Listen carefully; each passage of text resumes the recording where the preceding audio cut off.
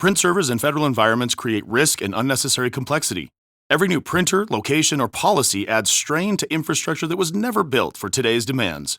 FedRAMP High Authorized Printer Logic eliminates print servers with a secure cloud-native, zero-trust solution designed for federal IT.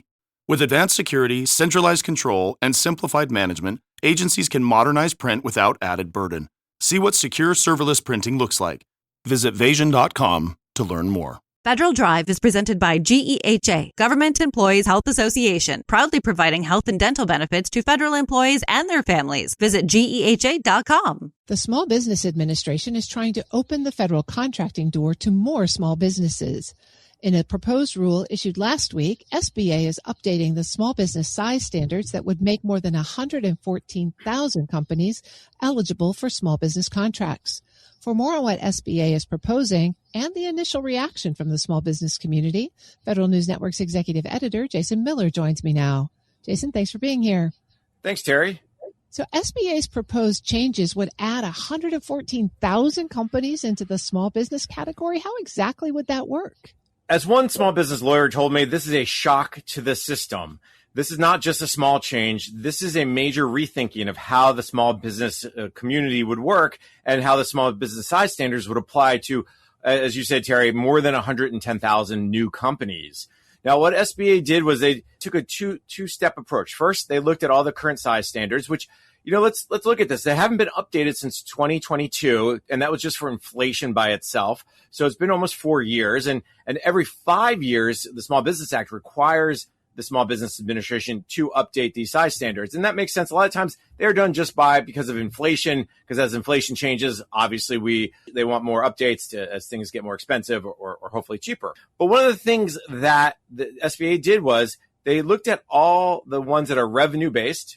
And many say to be considered a small business, you have to have revenues under this much over the last so many years. And then they looked at the ones that are employee-based. If your company has more than X amount of employees, you're no longer considered small. And the goal there is just to look at the industry sectors and level the playing field. And what SBA did, and this is fascinating, is not only did they increase the revenue-based size standards, they also increased the employee-based size standards and then moved some that used to be revenue-based, right, into the employee-based. So they really did take all these size standards and shake them up, and they came out in a much different looking way. And let me just give you a couple quick examples because I thought this was fascinating. One big example, and this is one of the biggest increases, they talk about media streaming, social networks, and other media networks. If you're playing by the NAICS codes at home, right, it's 5162. That's also a big change. They went from a 6-digit NAICS code to a 4-digit NAICS code. But the old size standard for considered small was $47 million. Under this proposed rule, the new one would be $970 million. So a $923 million increase for the small business. There's so many like that across the board. I mean, Terry, one of the most popular ones that we see with the small businesses is the ones under technology, computer programming, computer services. And the example there I'd like to point out is it used to be 34 million, and now it's 531 million. So a small business in the computer world, so it's a common NAICS code that a lot of the contracts are put at, would increase by something like 500%, so some huge amount. And I think what this is doing is really saying, the SBA is saying a couple things from this. Number one, they're saying, hey, the way this has been done before hasn't been keeping up.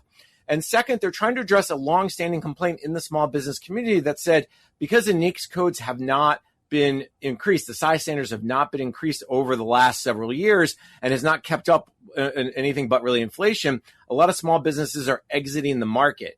And SBA is really trying to say, hey, we want to keep small businesses in the market longer. And as we look at the bigger industrial complex, small businesses, what they were 10, 15, 20 years ago, doesn't mean the same thing as they are today. There's a lot to unpack there, and folks will have to parse those rules pretty closely, but they also changed the methodology for how to decide whether a size standard needs to be increased. So what did they do there? The good news is they said almost all of them had to be increased. And the ones that didn't, I think something to the effect of like 45 or so, they didn't change those at all. They didn't decrease anything.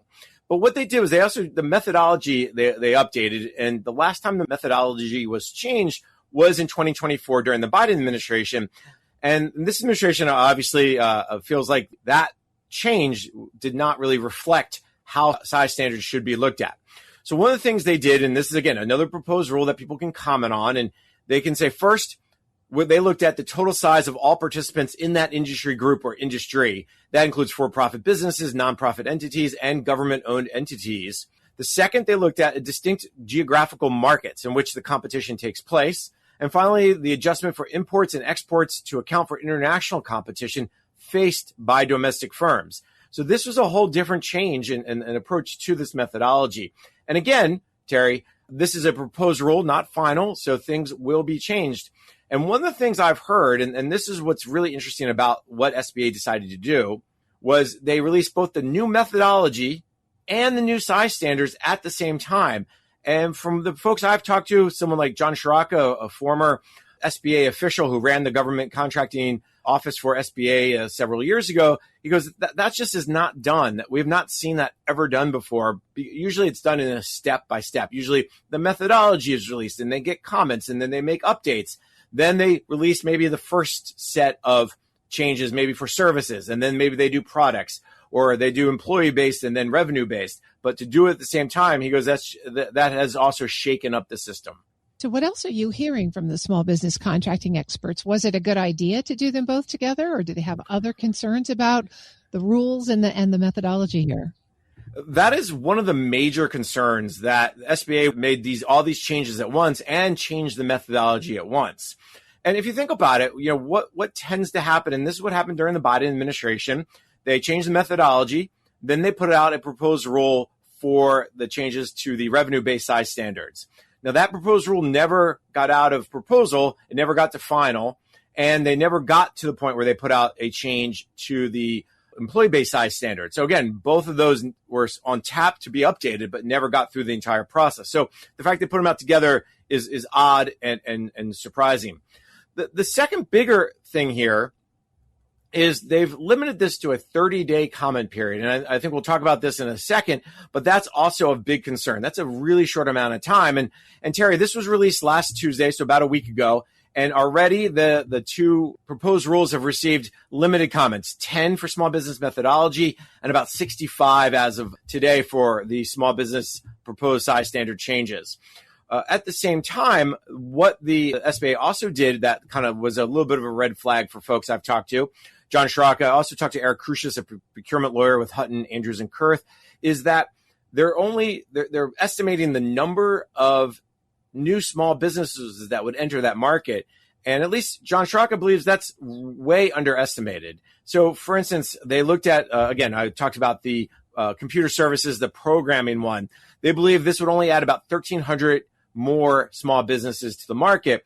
And John Shiraka said that may be nice, that may be true in some ways, but think about all those people who said, I'm not going to enter the federal market because it's too complicated, it's too much going on. But wait a minute, now I can be a small business, now I can be eligible for set-asides, now I could take advantage of all those things that the government does for small businesses. Maybe I will enter the market. And the concern is that they'll flood the market and the competition will be much more steep. And whether or not the administration raises the small business goals, or does Congress raise the small business goals, given now you have 114,000 more small businesses entering the market. So those are some of the concerns. I think the last one I'll just mention real quick is when you make size standards that large, right? When you go from 50 million to 450 million as an example for one of them, the concern here is that's not going to just bring in more companies. It's really going to flood the market with current ones that are considered medium-sized businesses. And while some people like Amani Augustus, who is the director of the Center for Entrepreneurial Opportunity at Third Way, which is a DC-based think tank, says that's been a big problem for a long time, the mid-sized companies. I'm not sure the answer is to flood them into the small business market. I think the answer is to figure out ways to ensure that there's fair competition and that the playing field is as level as possible. Jason, you mentioned a 30-day comment period. Fill us in on the details of the timeline here. Comments are due back to the SBA for both of these proposed rules by September 21st. So time is ticking. People should get their comments in. This is really important, I think, to comment, both positively, negative, what's in there, what's not in there, what's missing, what did SBA not think of. I think that's really been an encouragement from people like Eric Crucius, the lawyer that I talked to, or John Shiraka, or others in the community. More specifically about the proposed methodology change, SBA is asking for 6 specific questions that they want answered about their change. So I think folks should really focus on that methodology change and how they're going about it. Because again, this is what will drive changes in the future. Now, yes, a new SBA could come in, and yes, they could, under a new administration, change that methodology again. But I think generally speaking, I think SBA likes to keep their methodology intact because it takes a lot to change it, but also has a big downward effect. And then the other thing I think we look out for is congressional interest in this. Right now, I've not heard any letters. I've not seen any hearings scheduled. But I think as the small business community says, hey, this is great or this is not great, and whatever reaction they give you, that will get Congress involved, especially when you're seeing such huge increases in those size standards. Again, I'll just go back to the computer science and computer services one. It went from 34 million to 531 million, Terry. If it went from 34 million to 100 million, okay, people could say, okay, we're all in the same body of water. But a $450 million company is much bigger than a $50 million company competing in that body of water. And I think that could drive a lot of congressional interest. And hey, I'm a small business. I can't compete with such a large business, even though they are no longer considered large under this proposed rule. So I think that further reaction is going to be also what's really going to be interesting to watch. That's Federal News Network's executive editor, Jason Miller. Jason, thanks for bringing us this story. Certainly a lot to watch over the next few weeks. Always fun in the small business world. Thank you, Terry. You can find his story at federalnewsnetwork.com.